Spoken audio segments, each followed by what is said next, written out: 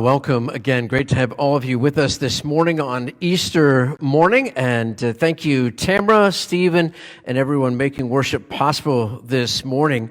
And we continue our Easter morning. This morning we looked at Seeing Beyond the Stone, and now we're looking at He Still Moves Stones. We are in Matthew chapter 28, verses 1 and following.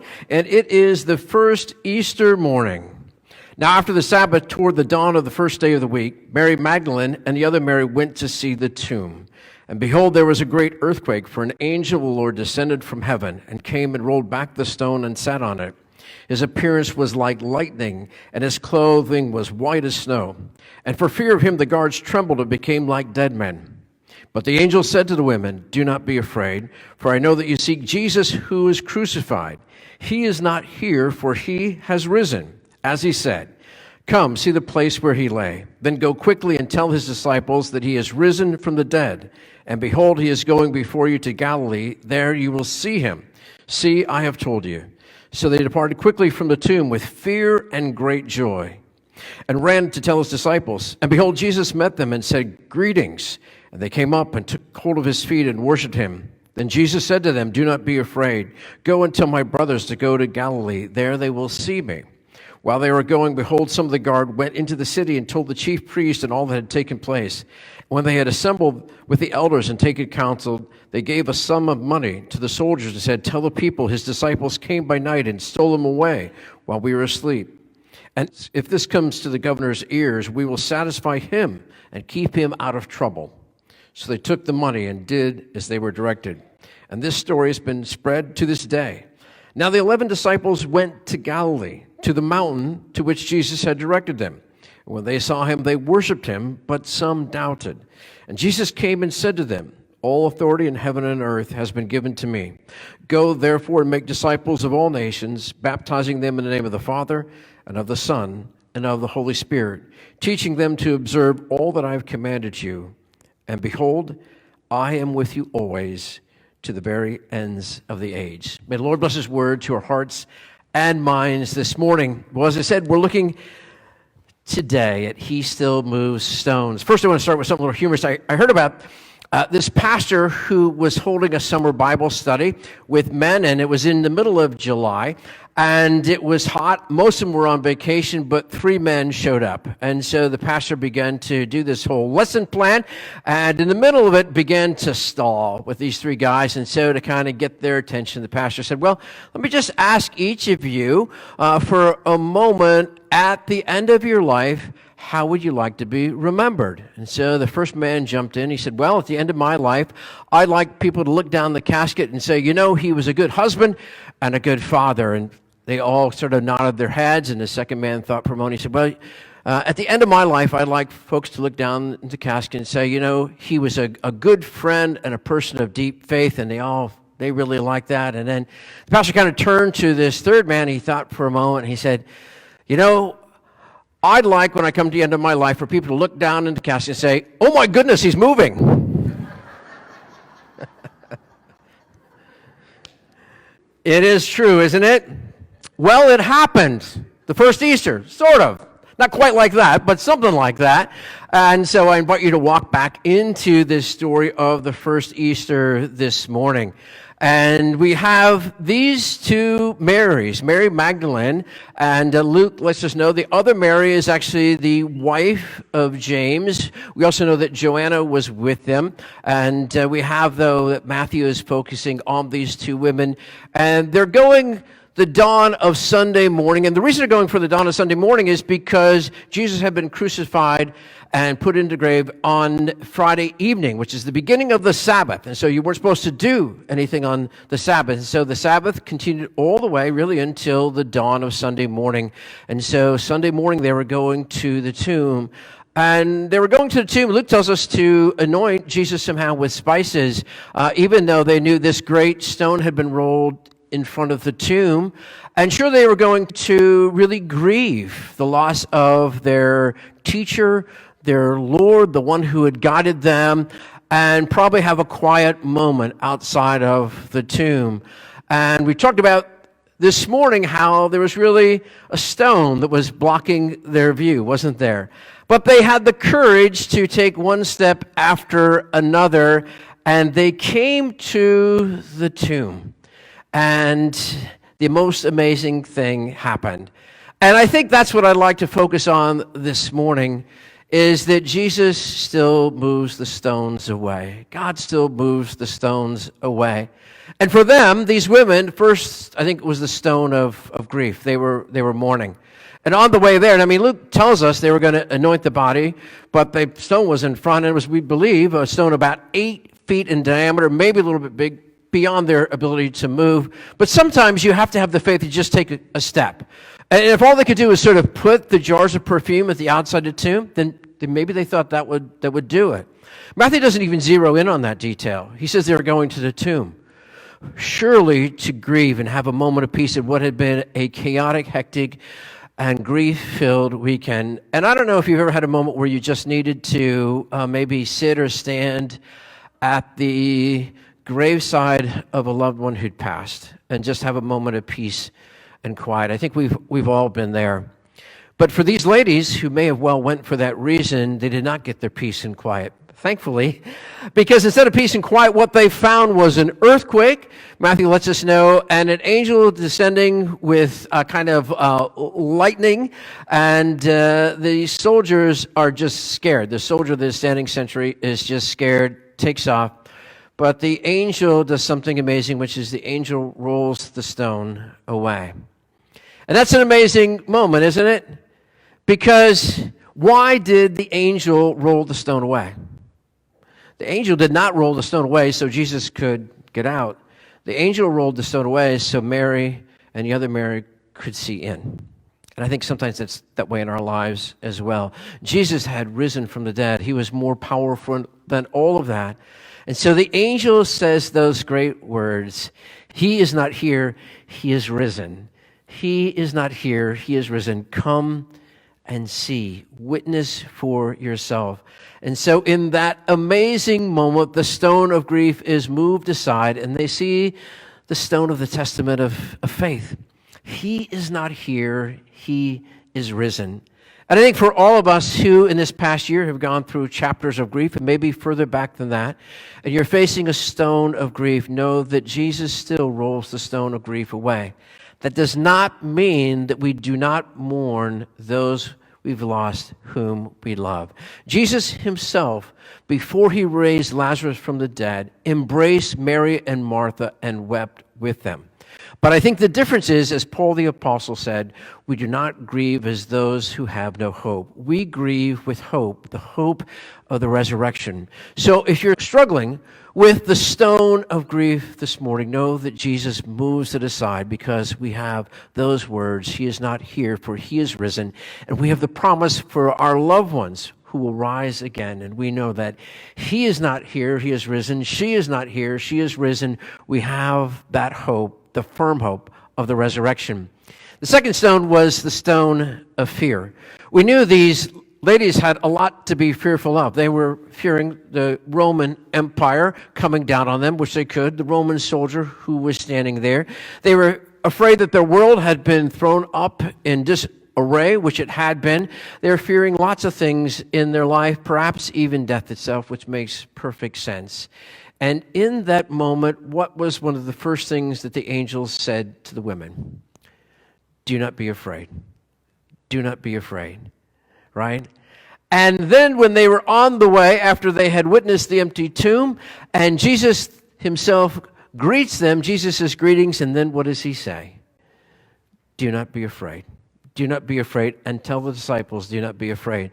And why does Jesus say, do not be afraid? Jesus says, do not be afraid, because they were afraid. And I don't know if you're like me, but do you have moments when you're afraid too? I think a lot of us over the last year have been afraid of the pandemic and all of the shadow that is cast over our lives for very good reasons. There's other reasons to be afraid too. Many people have lost their jobs, people uncertain about their future, and sometimes life brings fear, good reasons to fear itself. But when we look at this story this morning, I believe the stone of fear was rolled away because our great God took the greatest tragedy of all, which is the cross, and turned it into the greatest triumph of all, which is the resurrection. And if God can turn the tragedy of the cross into the triumph of the resurrection, there's nothing that God can't transform in our lives today. God always has a plan. God always has a purpose. And oftentimes, it's beyond what you and I can see. We just get a small piece of that story. And so the angel said, do not be afraid. And Jesus said, do not be afraid. And sometimes God sends angels into our life too, right? And sometimes it's the Lord himself whispering in our ear. And sometimes you can be an angel to someone else to say, I'm weeping with you. There's hope of the resurrection. And I'm with you to be with you no matter what you go through. So we'll be with us together. We'll face the future together as friends and as believers together. God still rolls away the stone of grief and the stone of fear. And the final stone is the stone of doubt. And I know some of you have come this morning, right? And you're still struggling with the whole resurrection thing. I mean, it is a big miracle, is it not? Right? And so these ladies hadn't planned for that. These two women, Mary Magdalene, Mary, the wife of James, Joanna, who was there as well. But they see this amazing event, and the angel has rolled the stone away so they can look inside. I'm so thankful for that. And the angel said, he is not here, he is risen. But what else did they say? Come and see. Come and witness so you can tell others, right? And sometimes you and I have our faith strengthened because of the doubts of other people, right? And so they go on, and what does Jesus say? Tell my brothers, I will see them in Galilee, and they can see me, right? And then there's this interesting thing, too, where there's these rumors spread of one thing or another, probably because Matthew already knows people are struggling with doubt, right? What, happened, and these people said this, and these people said that, because it really didn't go with the plan of what was going on in the political landscape of the day or the religious landscape of the day. But I think the bigger picture is people struggled with that. There were doubts from the start. But what does it say even beyond that? Some worshiped him, and some doubted. And isn't that the truth today? Well, we know Matthew's polite enough not to name names, but we know Thomas was one, right? But it was more than Thomas, right? It was a lot more than Thomas, right? And as Tamara kind of pointed out in the children's message, I mean, John gives us a much closer look there, because when the women went and were looking for Jesus, looking for the disciples, they saw Peter and John, who were on the way to the tomb. They told them the tomb was empty. They took off running. John tells us that John won the race. Okay. But bold Peter went right inside and was kind of looking at the cloth. The word, actually Greek word, is to theorize. But then John goes in and John believes. But I think some of us in our faith, some of us kind of boldly jump in there, and others take a little time to sift things through. But I think we're kidding ourselves if we don't think that we struggle with doubt or anyone else struggles with doubt. And the interesting thing is that, and I really like this, because sometimes it's been said that doubt is the opposite of faith, right? Don't you hear that a lot? The great philosopher Søren Kierkegaard said, you really can't doubt until you believe. He said, you can't doubt until you believe. And he said that doubt takes us into deeper faith. And so when you and I struggle with doubt, many times it's bringing us into a new level of faith. It will just sort of come and see and experience that. So what are the doubts that you're wrestling with today? And I always think, it is amazing to think about the resurrection, but here's the truth. I've always said this. Creation is a far greater miracle than the resurrection. I don't care what scientist you are, creation is a bigger miracle than the resurrection. And the Big Bang, are you kidding me? That's the greatest miracle of all time. Things that had to happen for life to happen. But this resurrection miracle is the beginning of the new creation. And that's the beauty, and that's the incredible moment that we see here today. What are you struggling with this morning? Are you struggling with the stone of grief? Or are you struggling with the stone of fear? Or struggling with the stone of doubt? A lot of us, frankly, are struggling with all three stones. But the good news is God still move stones. But sometimes, like Mary Magdalene and the other Mary and Peter and John, we have to be willing to take a step even when we can't see through the darkest night. Story that I love about back in some time ago when Napoleon's armies were sweeping through Europe. And there was a little town on the Austrian border by the name of Feldkirch. And Napoleon's armies surrounded Feldkirch, and they were waiting to attack. And it was the eve before Easter. And so darkness fell on the land as they could see Napoleon's army encircling this small little town. And all the town council and people got together in the church and had this meeting, and they struggled for many hours figuring out what they should do about the whole situation. It didn't seem like an army was coming. They had no army to muster there in the town that could possibly face Napoleon's armies. And finally, one person said, in the early dawn, still dark, he said, "It's Easter morning. Let's go ahead and ring the bell for Easter morning." And so they began to ring the bell while it was still dark. Napoleon, forgetting that it was Easter morning, thought that reinforcements were arriving, and he dispersed the army, and the Battle of Feldkirch never took place. And I think in our own lives sometimes we take a step of faith, even though it seems dark outside, even though dawn has not even sprung and began to shine through, and God shows up and God moves the stone. Whether it's a stone of grief that we're dealing with and we just don't know how we're going to take the next step in our life, or whether it's the stone of fear of the things that have just sort of gripped us that seem beyond ourselves, or the stone of doubt that we think we've rolled it away and it seems to just keep showing up at our door. But sometimes there really is the dark night of the soul. But that dark night of the soul, just like St. John the Cross, can lead us ever deeper into faith. What are you struggling with today? What stone do you need God to move? There's a wonderful story of Gladys Aylward, who is a missionary to China back in the middle part of the 20th century. And she had been a missionary to a large orphanage there in China for a number of years. The Japanese army was invading the Yanqing countryside where she was, and like many people, she decided what she needed to do was to flee and to take the children with her to the mountains, to cross over the mountains to safety. There's only one thing. It was just Gladys, who's an older woman, and one helper and 100 orphans. And so they began this trek, step by step through the mountains, and she was just discouraged because this is a long trek, and she had 100 orphans with her.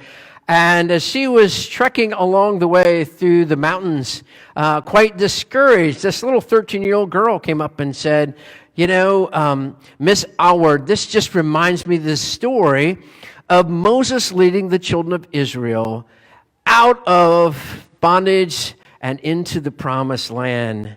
And Gladys Aylward thought for a moment she was still quite discouraged. And so she looked at this 13-year-old girl and said, that's true, but that was Moses, and I'm not Moses. And so the little girl thought for a moment. She said, yes, you're not Moses, but God is still God. Amen. So we might not be Moses this morning, or Mary, or Peter, or John, or any other disciples, but we are disciples. But God is still God. God is still moving stones in our life that are bigger than us, much bigger. A huge stone of grief, a huge stone of fear, and a huge stone of doubt. Now, there's one little piece that I want you to pick up this morning here too as well, which is that when Jesus meets these women who have by faith gone to the tomb and witness this miracle, and then witness the greater miracle of meeting Jesus on the way. And they were, by the way, the first evangelists, the first missionaries, and the first, may I say, preachers, pastors with the good news of the resurrection, right? And so they see the risen Lord, and Jesus, we're told, says, greetings, which always seems like, greetings, like, it's like a card opening, right? But it's really not a good translation. In fact, I'm going to just come right out and say it's a poor translation. I think I have the ability to say that. Why? Because the word it actually is Cairo. It's the word for joy. It's the word for the gift of joy, as a matter of fact. And we don't have a word for that. I mean, it's really rejoice. It really is rejoice. It's a much better translation than greetings. Jesus says, rejoice. Rejoice. Through your tears, rejoice through your fears, rejoice through your doubts. Why? Because Jesus has conquered it. He is not here, he is risen. And you might not be able to understand it. You might not have the strength to move the stone, but that is okay. God is still God, and God still moves stones. It's okay to be weak. It's okay to be human. That's why Christ came, to help shoulder that and to move the stone for us, the stone of grief, the stone of fear, the stone of doubt, whatever it is in your life. I'm going to close with a couple more illustrations that I love. And the first is, I don't know if there are any C.S. Lewis fans out there, the Chronicles of Narnia, if you are a science fiction, or just a children's book fan, a great story. And the one story, The Lion, the Witch, and the Wardrobe, which kind of lays the foundation for the whole thing. And it was set in World War II, which C.S. Lewis actually lived through and was a soldier in, served in. And so it's set in the landscape of World War II when many people were sending their kids by faith out into the countryside while they faced the blitzkrieg of the German armies there in Europe. And so the setting is that these 4 kids go out to the countryside, and C.S. Lewis actually sort of scrawls some notes into his prefaces about this. And the story goes like this. It's Edmund and Lucille, who are the 2 kind of key people. And so Lucille is the granddaughter, and then Edmund's her friend. And they discover this wardrobe when they're going through this mansion. And in the wardrobe is a magic door to a kingdom of Narnia. And they discover the kingdom of Narnia. And the wardrobe is a picture of all of our life, not just kids, because it pictures the different clothes that we wear, the different roles that we play in life, because we all do play a role in life, and sometimes different roles. But whoever you are, there's this entrance into the kingdom of Narnia. Now, bad things have happened in the kingdom of Narnia. It's frozen over because the witch has sort of frozen everything. And the true king of the land, who's Aslan, who's the lion, has somehow been taken from power.